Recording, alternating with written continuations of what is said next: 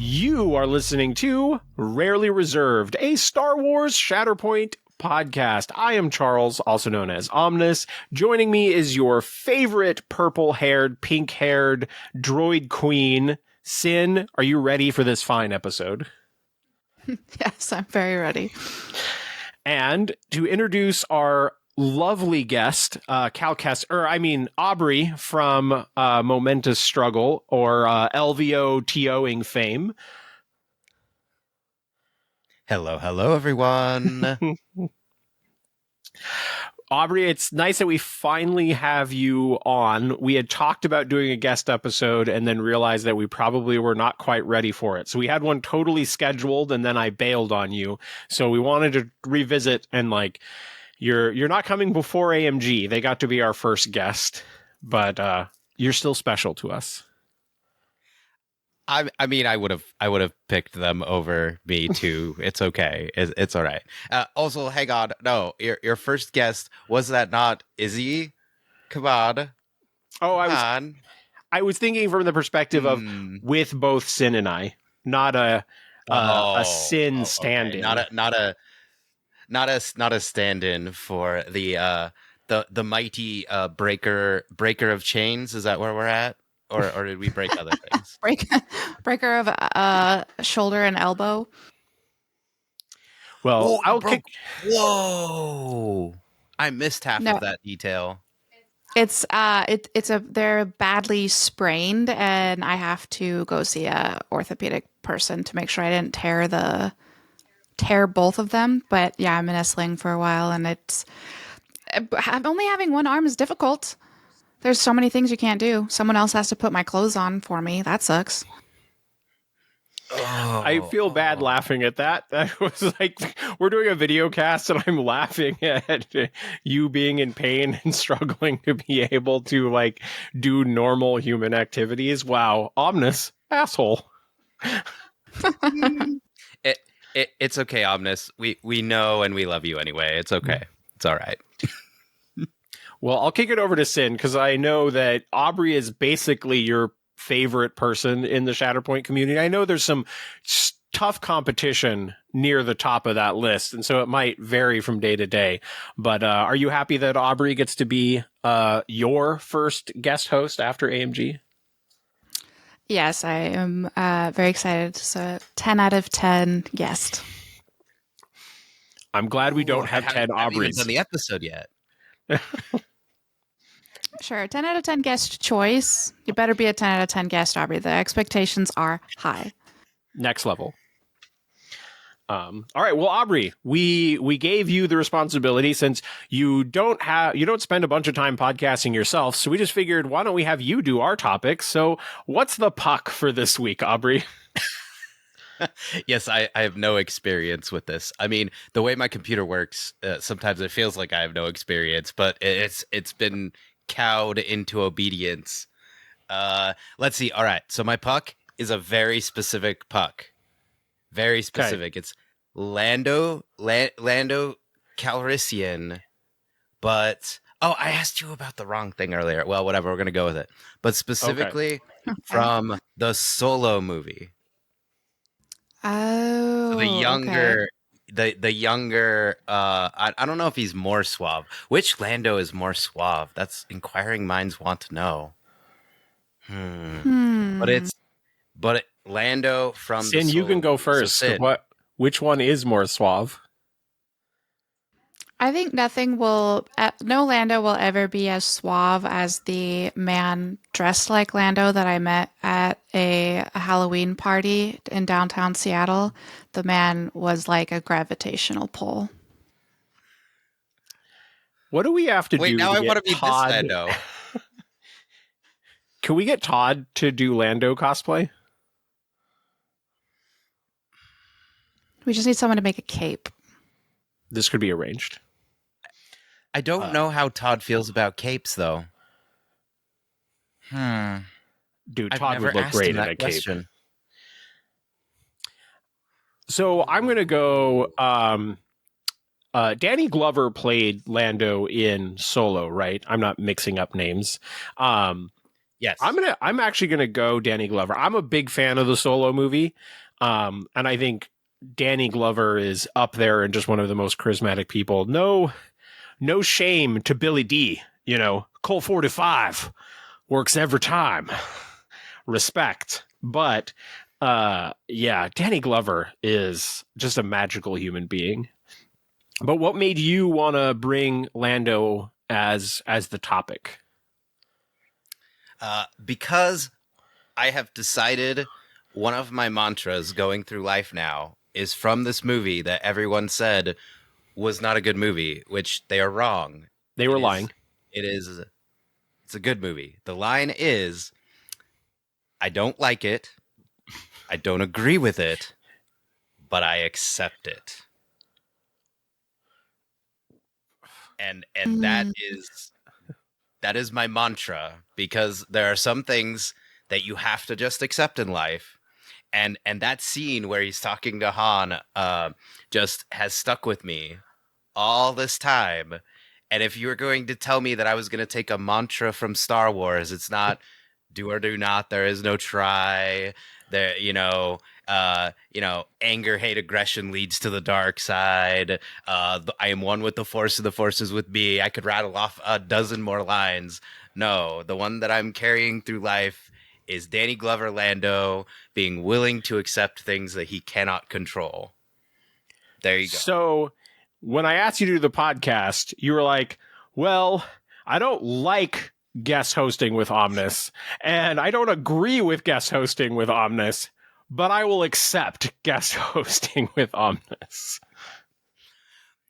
Well, the biggest thing is we're both going to try to drive the bus, and Sin's going to be here. Like, no, one of you has to take over now. Yeah, you think you're leading this, but no, Sin's going to be the one reining us back in, right?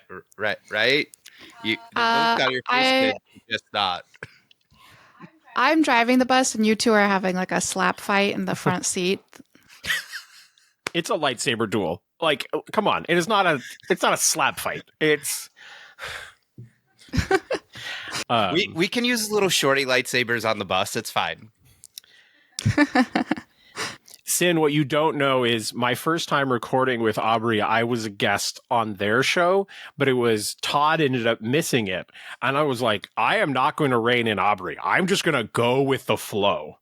Like I am going to be wild Omnus. I'm just rolling with whatever's happening. No reining in. It was a ride. Let's just say. Okay. But you survived. We're here. I have no idea what that episode was about either at this point now. What did we even... I don't remember. Yeah, I don't know. Star Wars. I'm sure we talked about Star Wars. Sin, do you have any additional Lando thoughts? No, I'm just thinking about capes. I'm thinking about Todd in a cape. I think you're right. I think he would rock a cape. Oh, hell yes. We should make this happen. He did try to get me to dress in a sequin suit, like a shiny, sparkly suit for LVO, because we were going, over by Fremont Street, a little bit closer. That didn't happen, mainly because the one I wanted somehow mysteriously was out of stock at the time. I don't know why. So, I mean, if we get Todd in a cape, I might have to revisit this plan, Nice. just for one day at LVO. Love it. So I did paint my Lando in Danny Glover colors. Like I went with the yellow shirt, and so it was probably not a surprise. Have you painted your Lando yet? Me? Either of you? No. Okay.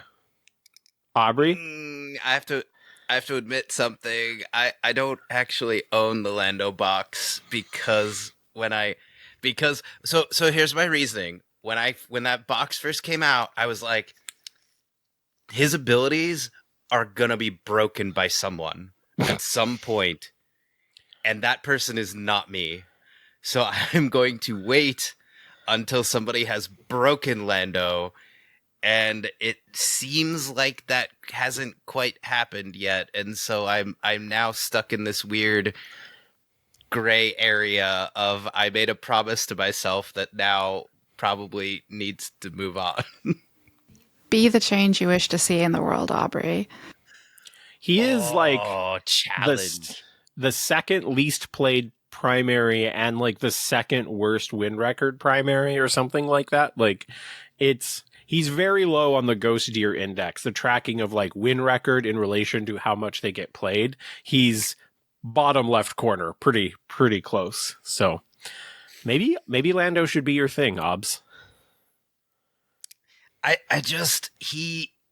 feel like there's the problem is that I feel like his best home, sadly, is probably in Empire or Scoundrels, and I mostly play light side, and I'm only like a little scoundrelly.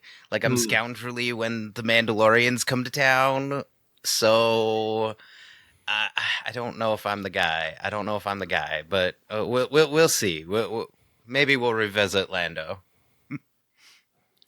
I was contemplating a Lando armorer list with like Lando, Hask, maybe like Dark Troopers, so that Hask could give out an additional attack die to, or like additional hit to the coverts, making them super dumb because they're already pretty dumb, right? Because they could become Empire, right? And then Strain, because you can make armor Empire. She has a Strain on her tree, and a lot of the time she's 1 damage away from getting the key kills. So if she also had coordinated fire Strain, then she could kind of hit some key damage numbers that she wasn't able to hit before.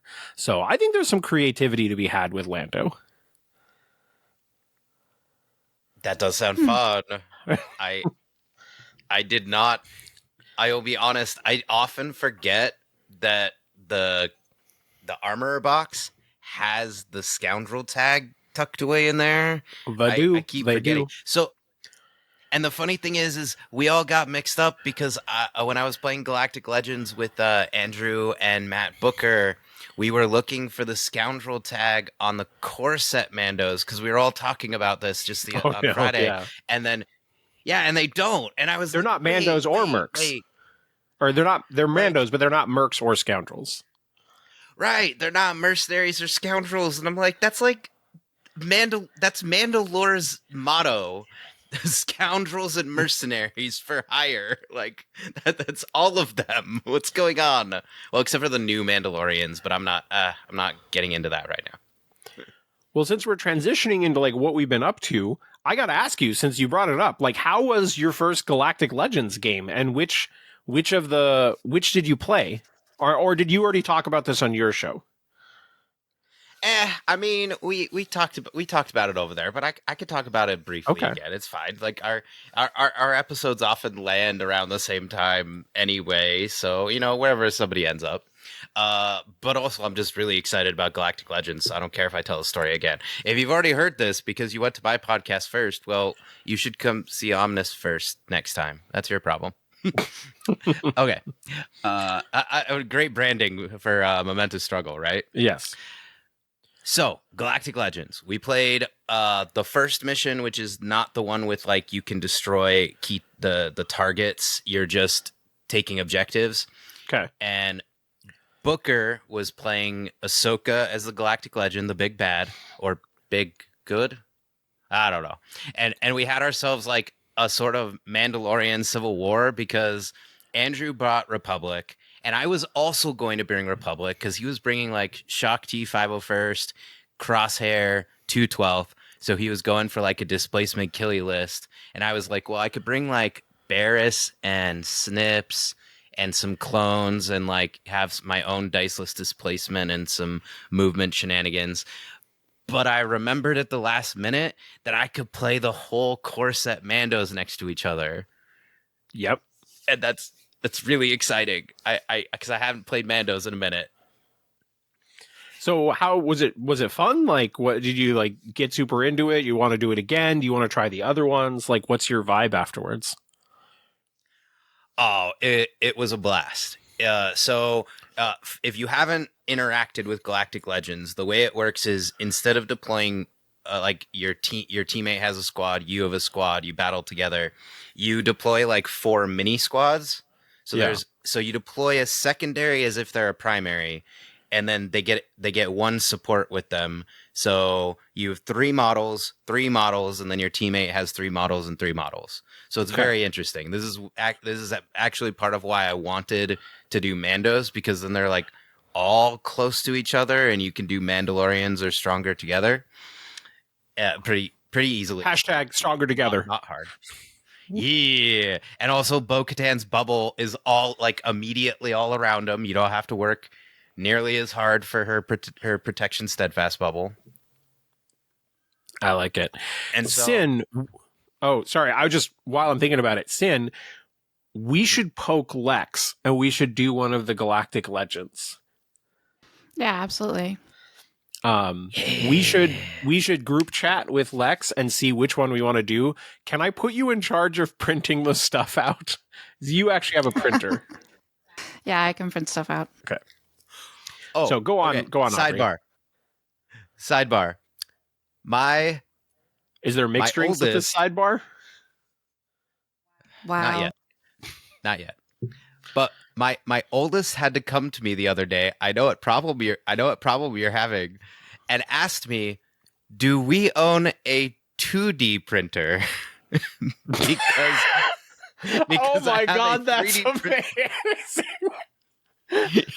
yeah. Had to specify because most often I 3D print things in our house. I never even considered that would be a thing, right? Like I've seen someone finds a floppy disk and someone's like, "Oh, did you 3D print the save button?" But do you have a 2D printer is the best fucking thing that I have heard. Oh my God. I'm never going to call them anything other than 2D printers. Oh, I kind of want to name the episode. That's a conversation that happened. So I don't want to go too deep into Galactic Legends. I'm just going to talk about the experience of a 2D printer. 2D printer, yes. Yeah. Also, there is a lot of printing. You've been warned. It's like 32 pages to get like all the stuff you need. FYI, I have it all. I did it. I can help people. I mean, I think I talked about this on my podcast too. But Sin, all the foreign language cards you may or may not have lying around left over from your boxes. You can use them as just cut out the cards for Galactic Legends and just insert them into that, and with a sleeve, done. It was very easy, and I now feel like a genius for hanging on to all those extra cards. I stuffed them in a box somewhere, and I had to go be like, where are those cards? I need those cards now. And I feel so big brain, even though I didn't really need to hang on to them. See, it's like that box of cords that you have in the garage. You're like, or a box of bolts or random tools. It's like, well, this doesn't go to anything. It doesn't go to anything yet. I have spray on glue, so we could like spray the back of the print and then just like stick the foreign language card, boop, and then cut it out. It's gonna be so fancy. Yeah. So it turned out really nice. So cool experience, and you would recommend? Yeah, I just want to highlight one thing, because I listened to your interview the night before I went to play Galactic Legends, right? And showering us with praise. I know. I don't think that was praise. I think he just said that he listened to. I have a low bar for praise. Okay. It was a delightful interview, and Omnus is the best interviewee not named Todd. Interviewer, whatever. Anyway, so I just want to say the description during that interview of how Ahsoka plays is exactly what happened in our game.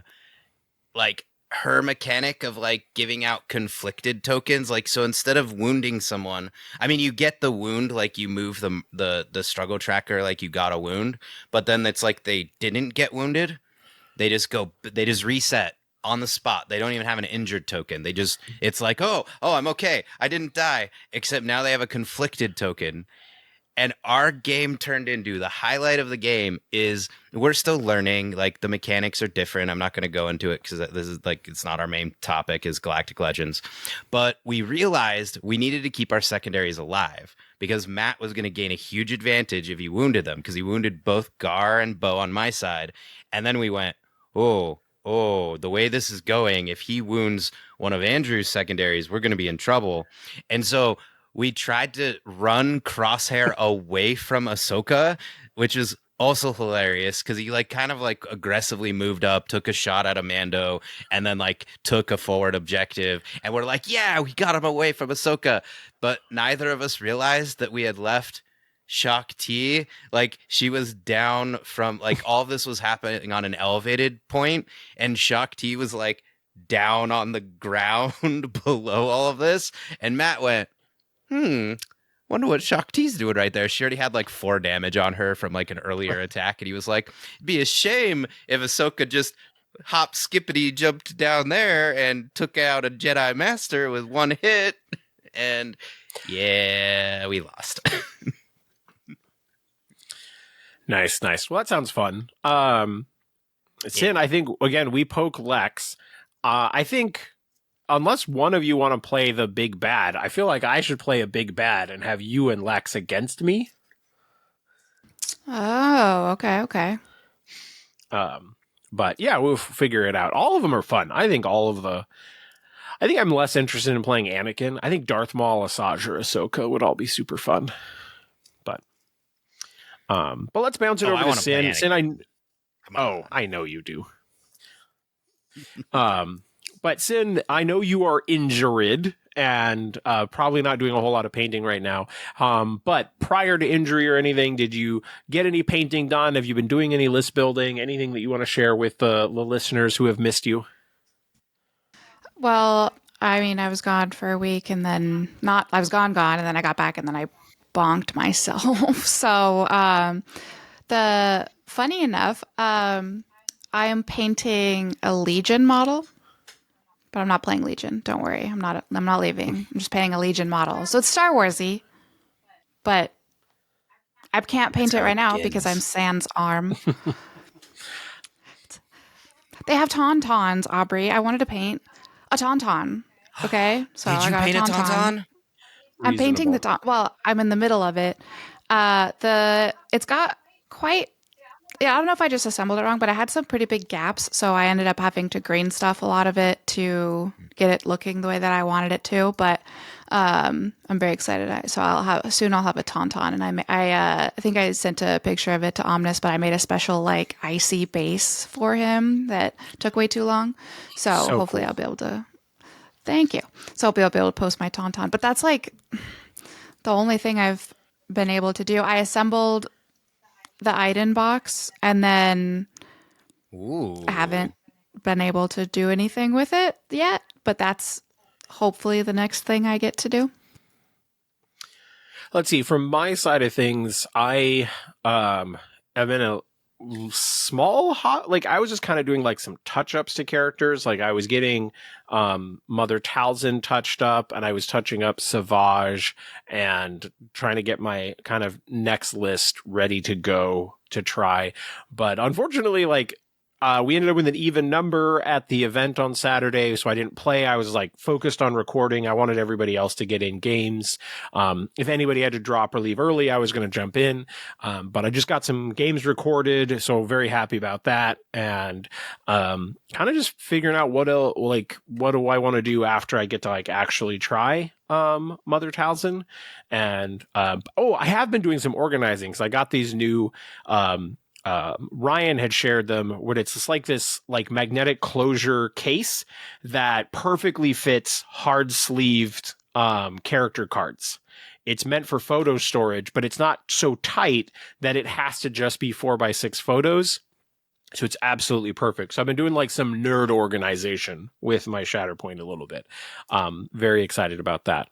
But let me kick it back to Aubrey. Aubrey, did you have anything else you wanted to talk about in your what you've been up to, or was it basically just the Galactic Legends duel? Well, first off, you got to send me whatever it was you were just talking about because I am still dissatisfied with my organization of the big cards. So I need to know that. And Okay. then second, I mean, I've been doing a little bit of, I guess you would call it touch up. I've been working on basing some more, and so I'm very happy. Like, oh, so I haven't done much more with basing. I will admit, this is more like I've been getting supplies ready and getting different grass because I wanted to expand. Like, I got some like blue grass because I painted my rebel commandos in like a blue camo instead of green, and I wanted to like give them something to be camouflaging over, and I'm like, okay, well, find some bluegrass. So it's more of like prepping for basing. But I have to tell Sin something because one of my friends who is a very good painter, very good painter. He just finished working on Ahsoka, the Ahsoka dual pack diorama. Oh my god, I can't wait to show it off in person because it's just that amazing. But he sent me a picture, and I don't think I'm like outing secret knowledge or anything, but he said that he got inspired from the basing that I had been doing to work on some water effects on his basing, and it's turning out really good. It was for I think it was a speeder bike for Legion. It looked like it was a Legion model, and I can't remember who was on the speeder bike because of course it's like zoomed in on the base. Of course, like where he's like showing off the base, and I don't know if you can even see who's on the speeder bike.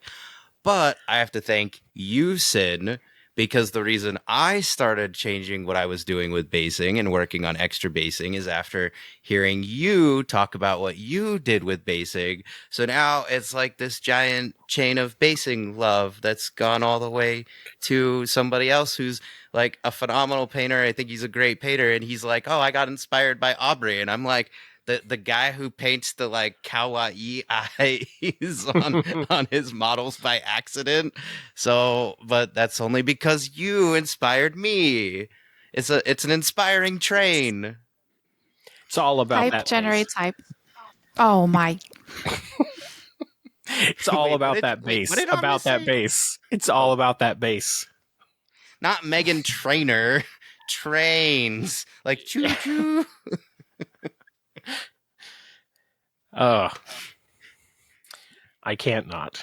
Okay, I think we are probably ready to move on to the main topic, and something that's been kind of on all of our minds is like, what actually makes a community good or great in the gaming community? We kind of touch on it here and there, and we're like, oh, Arizona has such a fabulous community, but like, what actually makes it good? And like, so if someone else is like, how do we get to having a good community?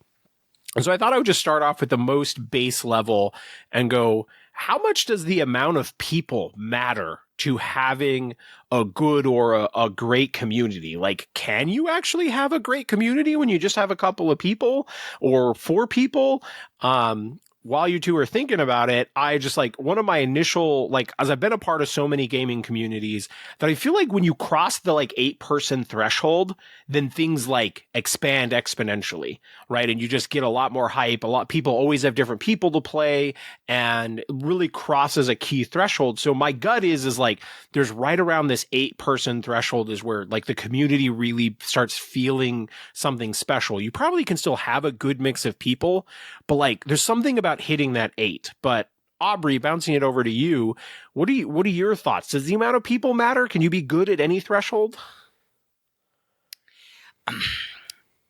I think the answer is that it's easier to build a community with more people. So it's not that you can't have a community with we'll use the 8 number with fewer than 8 people because like I go down every month to Mr. E's monthly free tournament. You win a squad pack if you go undefeated in the tournament, and half the time we only do 2 rounds because there's only like 4 to 6 of us, and like whoever goes 2-0 first is like probably winning the tournament. But and again, we only have 4 to 6 people, but I still go down there every month. I mean, yes, partly because it's one of the few tournaments on Sunday, and I can always go to a tournament on Sunday, and I can't always on Saturdays. But I also just enjoy the vibe. I like the shop. It's a small shop. So do you need to have 8 or more? No. But my word, is it easier because when you have fewer than 8, it's very much like if you don't show up, it's noticeable immediately. And you are carrying the community way more when it's a smaller community. Once you get more than 8, now you get help. Now you get other you get a community, I suppose. You Yeah. start to build on it, and you're not the only one building. So that's my first thought. Okay. Sin, what about you? What are your thoughts on the amount of people factoring into how good a community is? I think that Aubrey is correct that it's more of a ease thing. You always want to prioritize quality over quantity, but there's still a threshold where even if you have two people who are the greatest people ever, it's still just two people, and it's hard to want to play the same person every week and things like that. So after a certain number, I think it starts to just be simpler. So, but I think that you can be pretty strong at 6. 8 is amazing. I think 6 is a number, at least with other groups and different things that I'm in. 6 is like, okay, yeah, like this is pretty functional now. You can lose 1 or 2 people, and the ship can still sail. 8 is like, okay, we're really moving now. But yeah, I think 6 would be my number. Thinking about what both of you have said, I think there's a degree, maybe my take now is you can be a great community for probably a short window with like 4, but it probably will eventually end and you'll just lose a key person and then not have enough people, or someone gets busy, someone has a kid, and you'll just hit rocky times, and then the community will stumble and maybe like fall apart or need to be rebuilt later on. I think you can be a great community for a short while, but if you're hitting that step, I think there's probably an importance to like grow it, where you want to hit 8 while you have that excitement so that you can withstand when people fade in and out because of life. Like, would you guys agree with that? Yeah, I think that, an object in motion and all that, right? So once you have enough people that it's moving, it'll tend to keep moving, barring some, horrible thing happening. So, Getting all philosophical on the podcast. All right. Well, I think that kind of wraps up where we were at with, the, amount of people. Let's talk about now, how much does hobbying play into the good gaming community? Obviously, all of us have a bit of card game background as well, which is different. You don't really have a hobbying side of that. But how much does having painted terrain, having painted models, people exchanging painting ideas, how much does that kind of stuff play into how good or great a wargaming community is? And I'll kick it over to Sin first. Do you have thoughts on this? yeah, I think that everyone in any sort of minis community there's like the pyramid where it's like you are all 3, but like varying levels of like, competitive player, Picasso, and then like lore hound. So like everyone is somewhat into all 3 at certain levels. And I think that like mine is really high on the Picasso scale. What? I just know where I land, so uh-oh. Oh, yeah. Galactic Republic. Yeah, maybe I'm still not okay. maybe I'm competitive, and then Aubrey's the lorehound and Sin's the Picasso. We make a perfect pyramid. The Triforce. Well, Aubrey, what are your thoughts? How much does the hobbying play into you? You're new in this sort of thing. This is your first war game / miniatures game. How much does that play a role? Does like painted terrain really enhance your experience? Does it not matter? What are your thoughts? So I have 2 answers, because in the beginning, I didn't understand why you were all so unbelievably adamant that you had to put painted minis on the table. Because I'm like, it's a board game. I've played board games. I've played all kinds of games, and they're just plastic, and you throw them around and whatever. So in the beginning, with this being my first tabletop minis game, I was like, why are you all doing why? Why art? Now, 2 years later, and I see how pretty everybody's minis are all the time, and I want to see more of them. Okay, and this is not me calling out Matt Booker. This is not me trying to critique him in any way, but when we played Galactic Legends, his core set Ahsoka got put on the table next to beautiful Mandalorians. Like, his Mandalorians were beautiful, and she was just primered black. Nothing. And I was like, this is detracting from my game experience by like 5%. It's fine, but it's bothering me, and I'm like, you've all corrupted me. So yes, it matters. You're becoming a hobbyist. Well, I know that Omnus hates when I bring up the other minis games, but like that's why at first when everyone was like, "Oh, well, Warhammer Games Workshop refers to itself as a hobby and not a game," I was like, "Whoa, whatever." I get it now. It's a hobby. I mean, it is. But so, thinking about how this affects the community overall, because like if I go back to my first game, like it wasn't really a hobby game. It was a collector's game. Like they were sold in basically booster packs. And so we had trading and things. And so like that was a super fun, like building aspect.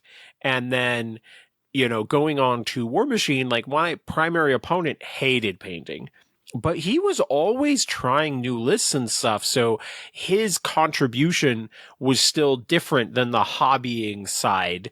But then I do think for a game like this, having people, like at least having a portion of the community, maybe the third is right? Where we have a little bit of everything, right? Kind of what we're talking about on the show, like a hobbyist, a competitive person, a lore enthusiast, and then we're all of that to like some degree, right?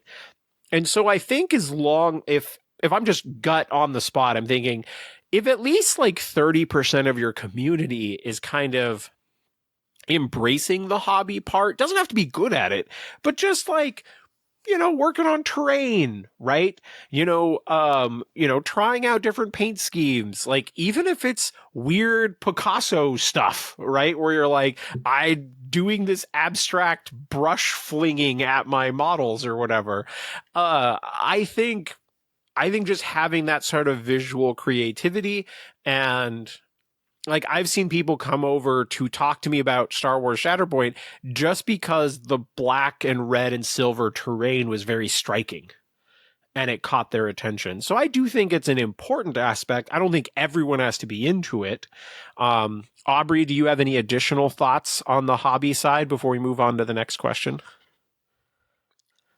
Well, just that there's also the fact that sometimes you do get people just because they are interested in the hobby side first, like, and I don't even mean like experienced hobbyists who like want to tackle the 40 mil scale. They're like, ooh, this is interesting because it's bigger than what I'm used to. I mean, even when I explain to people what I do, and now I'm on the other side and I'm like, well, yeah, you get this box and everything's like still on these plastic holders, because I'm like, if I say sprue, they're gonna be like, what are you talking about? Like, they don't even know that. And they're like, wait, so you get to paint what you're playing with? Like, it doesn't look like that when it comes out of the box. And so, I mean, there's also just the interest in the creative side, and then they're like, wait, so I get to make my game pieces that I then play with. So I mean, there is the opposite door where they're like, ooh, I want to express myself with my game.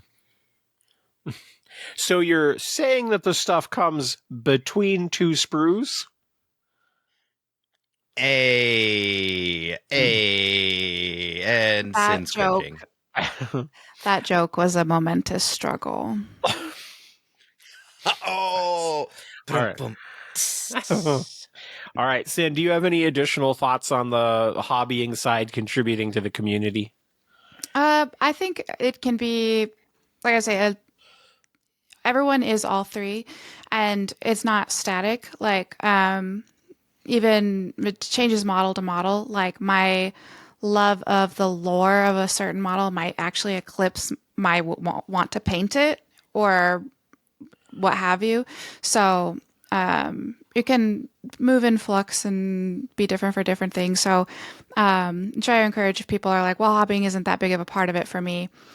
Maybe you are really into this niche of hobbying, or like, oh, I really only want to paint this character. That's still part of it and still a way to get excited and get the ball rolling. So just encourage people to not either not think about it too broadly, but like think about it in the ways that it comes to them rather than be like, well, I want to do this, so I need to paint that. Like, no, do what interests you, and don't worry about if it's, usually your thing or not.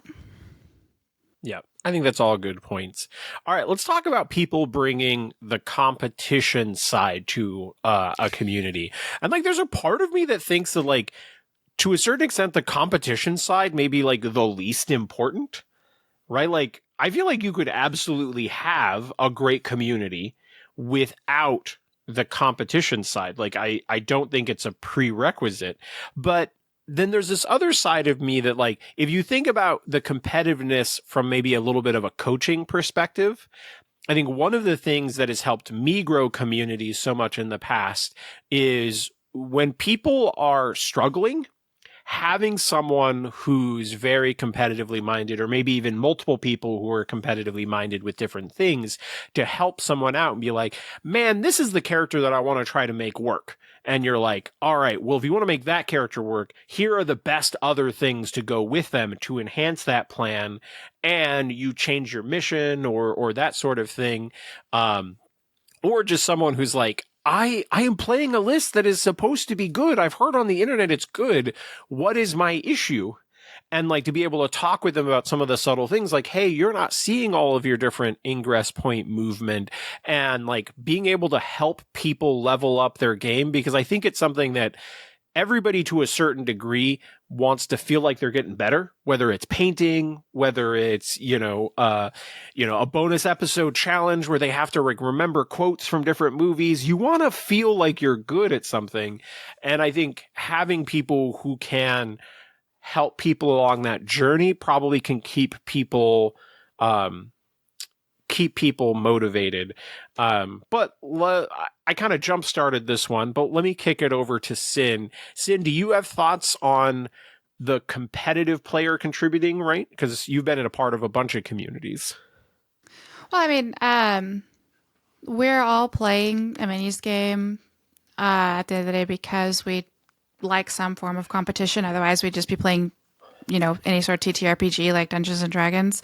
So even if you're like, oh, I'm not competitive, like me, I'm not competitive, a little bit is competitive. Yeah. Otherwise, I wouldn't be doing this at all. So even if that part of the, Triforce isn't your part, there's a little bit of it there. And to keep that driving, someone needs to be the big competitive force. Someone needs to be the workhorse who's keeping that going. And so that's just as important as the other parts of the Triforce. And so I'm glad it's not me, but it's necessary. Okay, so you do feel that it is necessary. It is not a part that you could leave aside. Yeah, no, it's all three. But yeah. Okay. What about you, Aubrey? What are your thoughts? It's a tripod. You don't have a tripod with two legs. The most unstable of structures. Oh, sorry, wrong sci-fi. Any event. Yeah, no, we're not. We could play. There are any number of collaborative games out there where you're all working towards a goal together, and it's you versus essentially an NPC. Because a lot of games are like that. No, we picked a game where I'm fighting you, and one of us is gonna win. And yes, is it a collaborative competitive experience because we're dealing with 3D objects in a 3D world and we're working together to an outcome? Yes, but that outcome is somebody's going to get their teeth kicked in and their dice is going to fail, and you're going to go, yeah, I won, or oh, I was the coyote instead of the anvil this time. So now we're even if like even I am grappling with, I'm very much content creator, rah rah cheerleader focused. And so as a result, I'm not as competitive focused. And this is my first time being inhabiting that in otherwise gaming, normal gaming space. And so like I've had to work on remembering that it's a tripod and that all three are needed. But competitive players tend to be like, I know they are not the number one consumer of games, but the person who is talking the loudest in the room and the most passionate about the game, I would argue a lot of the time has a competitive bone in their body, and part of it is they want a room to play in. Well, and everybody wants something to work towards, right? You know, I mean, coming from Magic the Gathering being my first competitive game, you know, we all talked about the Pro Tour. Like, everyone of all skill levels, everyone thought the Pro Tour was cool and was like, oh my God, wouldn't it be cool if we could do that? Even though we sucked at the game. So, I do want to hit from a slightly different angle. I do think there's something really special for a community on the competitive side when you switch it from your locals are your competition to your locals are your allies. And this can be achieved in like a team event where you go to a convention and you're like, these are the people who I'm usually fighting with for first, second, third at our local tournament. But now we're all working together to try to win this tournament as part of a team. Or vice versa.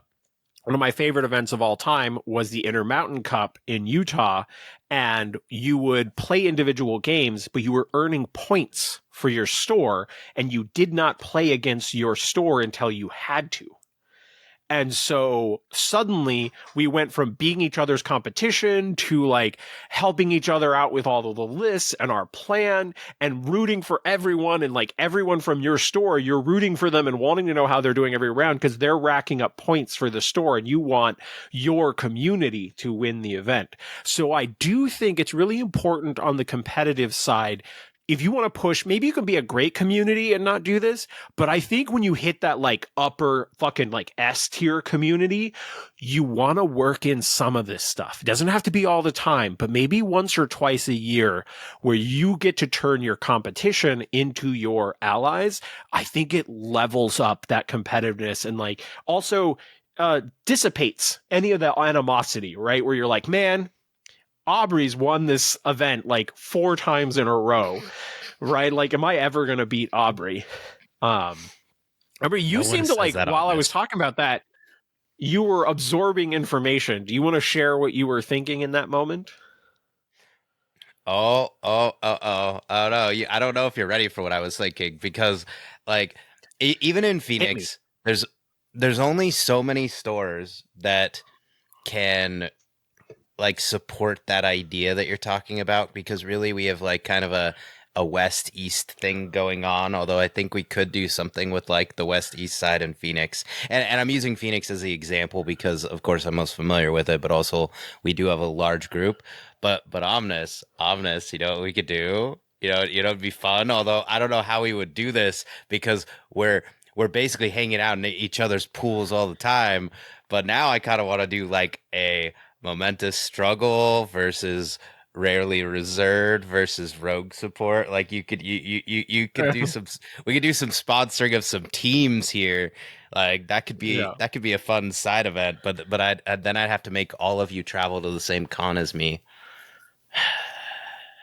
What if, okay, the logistics? what if at LVO you had a, over the course of all events for the weekend, you earned points for your store? And we announced like a winning store at the end of LVO. Does Longshanks do the same as Best Coast Pairings, where if you list a team in your name, you do not get linked with the team until you have to? No, it isn't, because it's important that you don't mess with pairings. Because I'll be honest, my first tournament that I went to in Longshanks, I was friending the other best players at the event to try to make it so we were not paired against each other early. But no, it does not naturally do that. But there would be, even if you don't force the pairing restrictions, I think there would be an interesting aspect to, oh, if you come out and you get other people from your store to come out, there's also like a store award. And like you start rallying people and be like, obviously it was a pretty Arizona intensive event, right? Like Arizonans came out in force and was won by, Pure, obviously. But that would be kind of cool. I kind of want to poke Todd about it. Be like, dude, what if we put someone in charge of like managing this and like calculating points and seeing where the stores were at and like seeing how it amps people up to be like, I got to get more people from my store out playing so that we can compete for the LVO store award.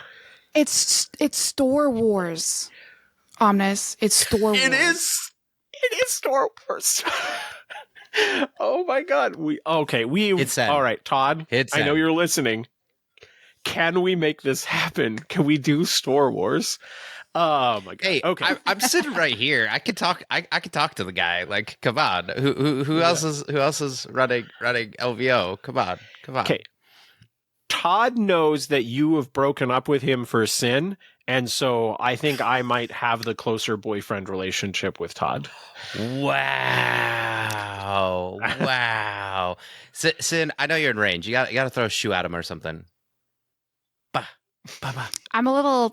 I have one arm right now, and it's not my dominant hand. I have a shit ton of models between me and Sin. It is way more likely that she destroys like a team of MCP or Shatterpoint models than destroys me. Well, then the threat is effective. Yes, I will drop it. I am sorry. Yes, I cannot be accurate, but I can be destructive. Your arm knows that better than most. Oh, was that too soon? Low blow. I feel like we need a sticker with that on there. I may not be accurate, but I may be destructive. Cassian, this town is ready to blow.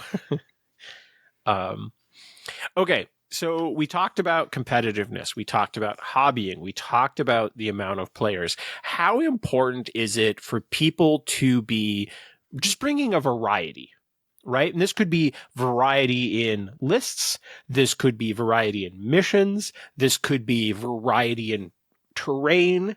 How important is variety in general? And we'll kick it to Sin first. How much do you think this matters? It varies. Bing! I Episode think over. that I don't know. Variety is the spice of life. I get antsy at least if things are the same every time. I think that's why I always have something. I mean, when I'm capable, always have something new that I'm doing, whatever it is, and want to try it out. Because I think that it can be something that keeps people from coming out consistently because they're like, well, it's going to be the same thing as it was last time. Do I really need to go? And so keeping something in the community new can help keep people who don't have time to bring the new for themselves in. Does that make sense? It does. Aubrey, what would you like to add? Okay, as somebody who in his heyday had like 30 plus fully tricked out magic decks, I'm the first person to say that I like variety in my gaming. but I think it depends. This is going to the answer to this question varies depending on where you fall on the triangle, because the more competitive focused you are not going to care about variety. You just want reps in against the best, the best, the best, the best. I don't care about playing against all 150 models. I need reps into what I'm going to be facing at the next GT. So the more competitive minded you are, the less you're going to care about this. But if your focus is more on like a little bit more on the lore or the hobby or the love of the game, then you're going to lean a little bit more towards, I don't want to see they who shall not be named Boss and Cassian one more time today. So I think it's going to kind of depend on that. So I think the answer is more about who you are as the tabletop gamer than about the game itself. Is that a cop-out? I don't know. I think it's true, though. I am going to dissent on this one. I very actively disagree with that statement. I do think variety is incredibly important for the competitive side as well. And this was not something that I always felt was true. In the early War Machine days, for instance, my primary local opponent, the like steel sharpens steel guy for me, who like helped me win conventions because of the good practice I was getting at home, I gave him shit at one point because he was always playing the off meta stuff. Like he wasn't playing bad stuff, but he was always searching for the thing that people weren't talking about that was good. And he would give me fits, and like I would have these really tough games. But you know what happened at actual conventions? I ended up running into that stuff. And the thing is like I got out to conventions, and then every time someone had that dark horse thing, I was like, I got shit tons of practice in this. No stress. Right? Like I was prepared in all of those situations, so I didn't get knocked out by the dark horse thing. And as time went on, I'm like, yeah, it's actually not as important to always get reps into the best things, because to a certain extent, that's already what you're talking about the most. You're probably trying it yourself to a certain degree. You're going to run into it. But then there's the things that you're like, people aren't talking about, and that can just like catch you off guard. And mind you, in War Machine, it was definitely something where there was more catch you off guard sort of shit. But I think that still applies in Shatterpoint because it also helps, because you never know what's the next model that's going to get buffed, right? Like nobody's playing Mother right now. But when Morgan drops, what if Mother Morgan is a top tier list? Right? Like the fact that you got a bunch of practice into Mother Talzin could suddenly become really valuable. So I think it is important from a competitive standpoint to still have variety and like keep you fresh, and it can keep you inspired. It might help you find the next thing where like you can get ahead of the meta rather than chasing it. Aubrey, I know I was kind of like dissenting with you. Do you want to counterpoint at all to that?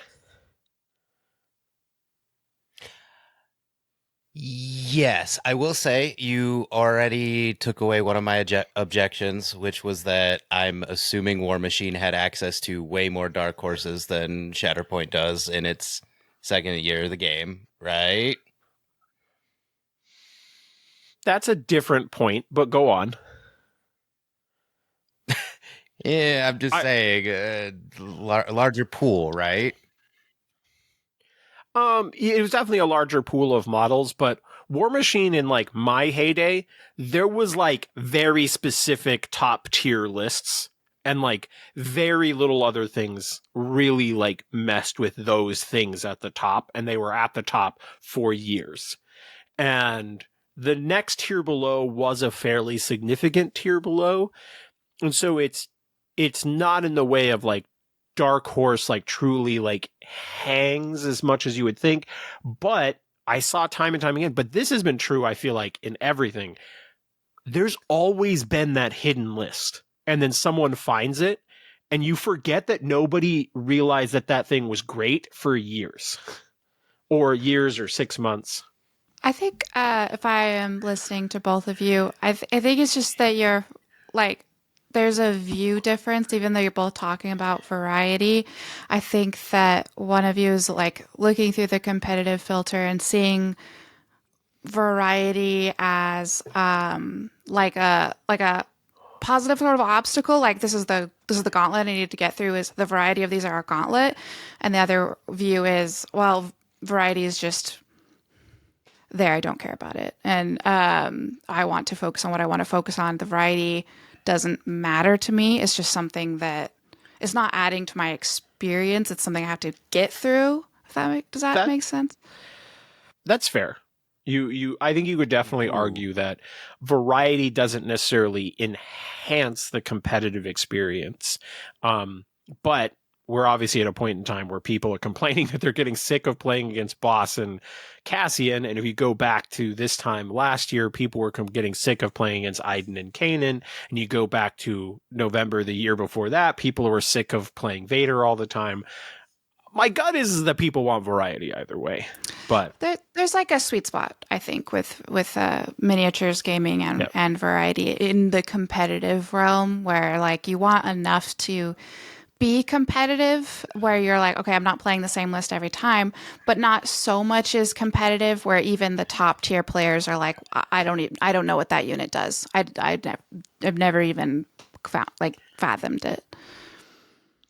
I can definitely agree that variety for a competitive player is probably slightly less important than variety for the lore person and for the painter. I don't know, maybe it's least important to the lore person now that I'm thinking about it, because the lore person might go, I love Spectre. I got into this game to play Spectre. I'm going to play a shit ton of Spectre.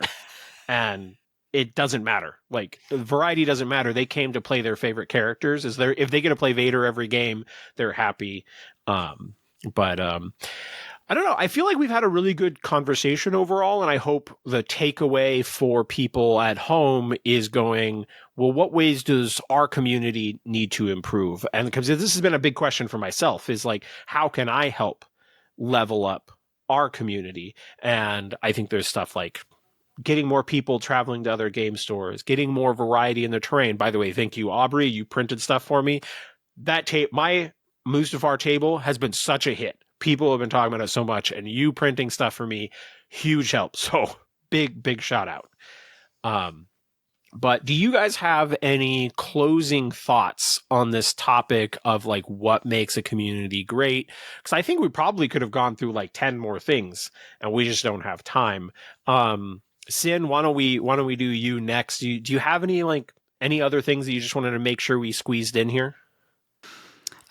No, I think we covered a lot of it. I think it's just hype generates hype, and the more you express the ways that the game is enjoyable for you, the more your enjoyment of it will bring new people in, and just respecting the other ways that people appreciate the game and not like, oh, they're just a hobbyist or they're only competitive or they really only read the lore. Like those are all necessary parts of the game, and the community would be absolutely nothing without all of them. So just keeping like respect and appreciation for everyone who contributes to the game as a whole. I like that. What about you, Aubrey? Yeah, I just want to reiterate that I wasn't saying that competitive players don't care about variety at all, just that they care about it less. So Sin, how I you think I described think it that was probably what makes you sense. said. So there's audio evidence and video evidence. So no, I think Sin summarized it well, because I think That that was a really good. Come on, Omnus. That's what I was saying. That what Sin was saying makes the most sense. Yes, that you care about it I know less. I'm agreeing with you that Sin was right. Okay. Anyway, because it is all of those things are true. You have to care about all aspects of this hobby to a certain extent. Even like I know a ton of competitive players that are like, I don't care about painting. I never want to pick up a brush. I don't. But you know what? they also are the ones who are always commissioning somebody to paint their minis for them. So they care a little bit. Because if they didn't care at all, they would just put gray models on the table. But they don't do that, do they? No, they pay money for hobbyists to paint their models, right?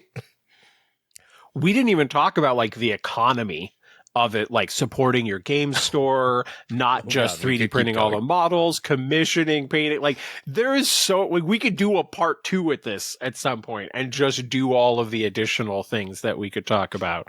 This is not a complete list by any means, but you're right. Like the economy part of it is important. Like, man, the relationship between the person who's trying to be like a stay-at-home painter, getting commissions from Bob in the group who doesn't want to paint their stuff but loves having really cool painted stuff.